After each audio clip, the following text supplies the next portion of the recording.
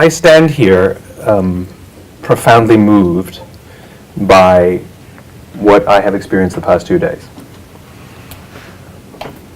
I'm a nutty idealist, and I have this ridiculous notion that it's possible to change the world. And by change the world, I mean live in a world in which absolutely every single person, hopefully, goes home at the end of the day feeling fulfilled by the work that they do. I mean, the statistics are real, that over 90% of Americans go home at the end of the day and don't feel fulfilled by their work. Think about that for a second. The vast, not 51%, 90 go home and do not feel fulfilled by their work. They might make a lot of money, they might be successful, but they don't feel successful. And I imagine a world in which that statistic is completely reversed. I imagine a world in which you could go up to any random person on the street at any time, tap them on the shoulder, and say, "Do you like your job?" And they say, "No, I love my job." That's the world that I imagine. And it's a simple reason.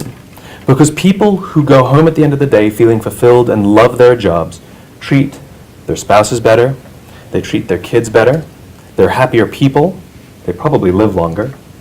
They go back to work the next day and treat their colleagues better and treat their customers better, and those people go home happier and more fulfilled, and they treat their spouses better and they treat their kids better. And my goodness, what we have is world peace.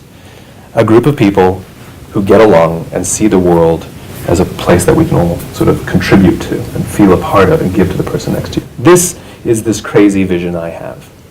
And I talk about it and I write about it, and I'll talk to anyone who will listen, and have devoted basically my life to building this world.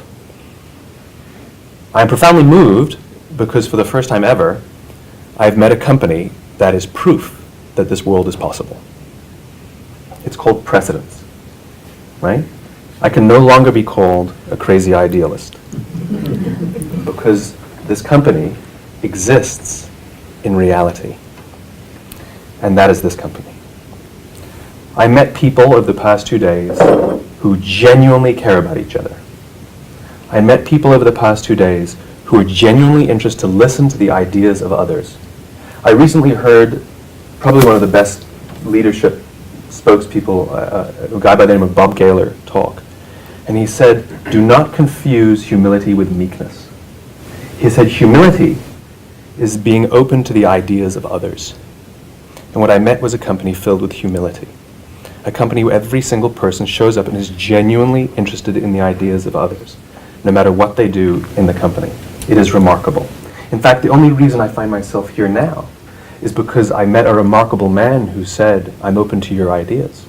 And he came to me, and we had lunch, the famous 3-hour lunch that was supposed to be a 1-hour lunch. And we shared this idea of the world together. And as I said to Bob, you had me at huh. And he said, "We have this company."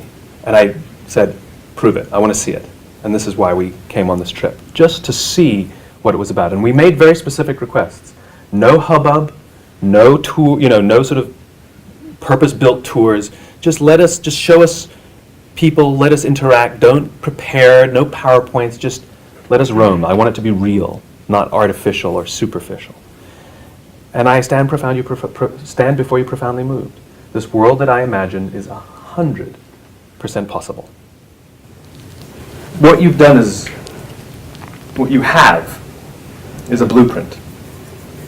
What you evolved, what you tried out through trial and error, and there was a vision of something that could be better, that we could do something, this nutty desire that, we should enjoy work and that it can be better and we should sort of respect each other. I mean, these are things that are usually punchlines at the ends of corporate speeches or political campaigns, but what started off as an idea that was actually followed through on, and you see the impact, is a blueprint. When I say it's a blueprint, I do not mean that we copy it down, write it down, and give it to another company for them to copy. That's not what I mean.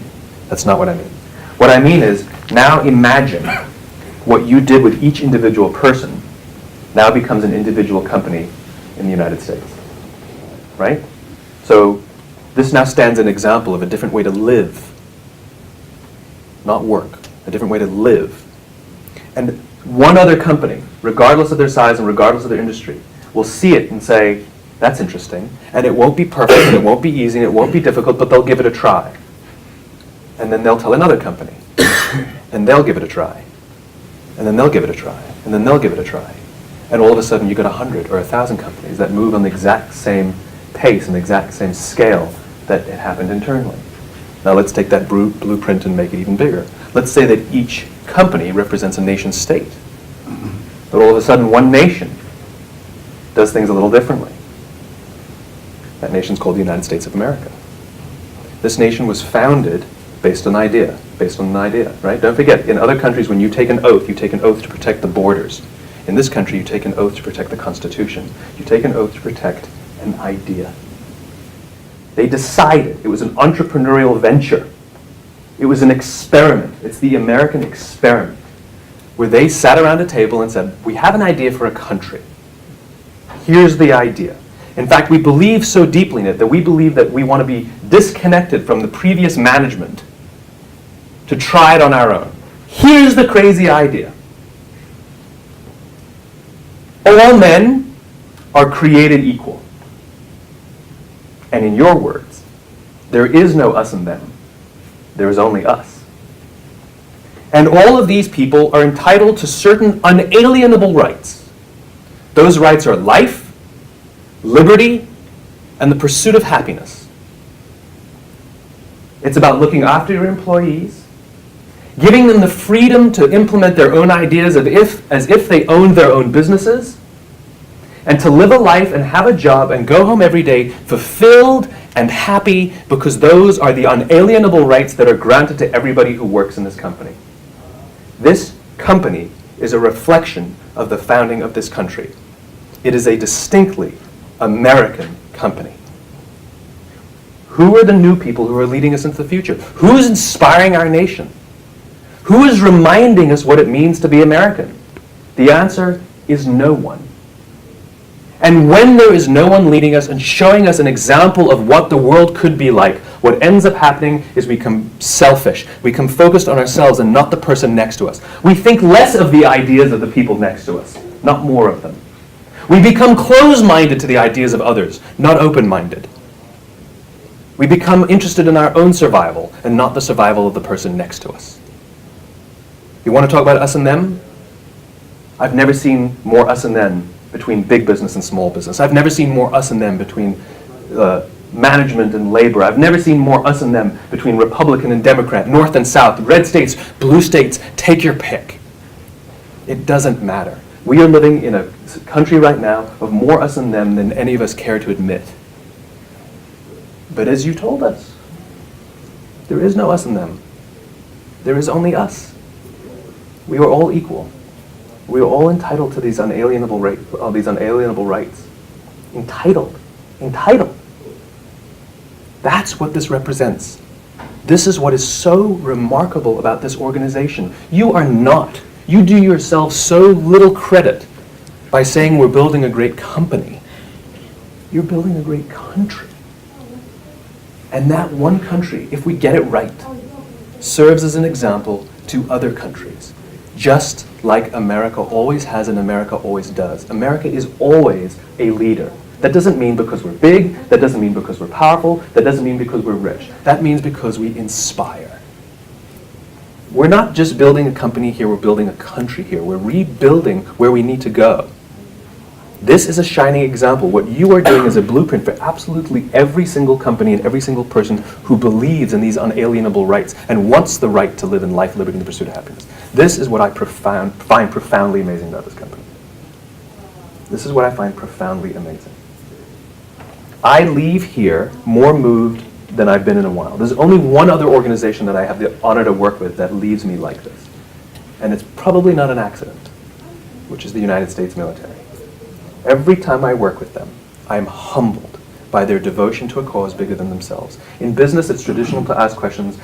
When people hear my concepts, they say, Simon, we love your concepts, how can I use them to get a promotion? Right? In the military, say, Simon, we love your concepts, how should we promote? How should we use these concepts so that we always make sure that we're promoting the best and the brightest? They always think about the guy next to them. They always think about the organization. You are like that. That is the same comparison. The way you speak, the way you think, the way you act, and the way I feel in response to you is exactly the same. And it's not an accident. It's because everybody shows up here in service to a cause greater than themselves. I am inspired. You have taught me so much over these past 2 days that I cannot wait to come back to learn more. And anything that we can do to contribute to the pace and the speed, and more importantly, the accuracy and the size and the impact of this vision. But please, please stop telling people that you're building a great company. Please start telling people that you're continuing to rebuild or build a great country, and that the things that you're doing will serve as an example for others. And you will prove the point that everyone can indeed go home feeling fulfilled at the end of the day. It is not idealism, it is reality. And if you get it right, it will inspire others to do the same. And each company that changes in this country will change like each person in your own company has changed. I can't get enough of it, I'll tell you that much. I can't get enough of it. So with great humility and great gratitude, I thank you for letting me in to see what is truly possible. Because it is bright and it is beautiful.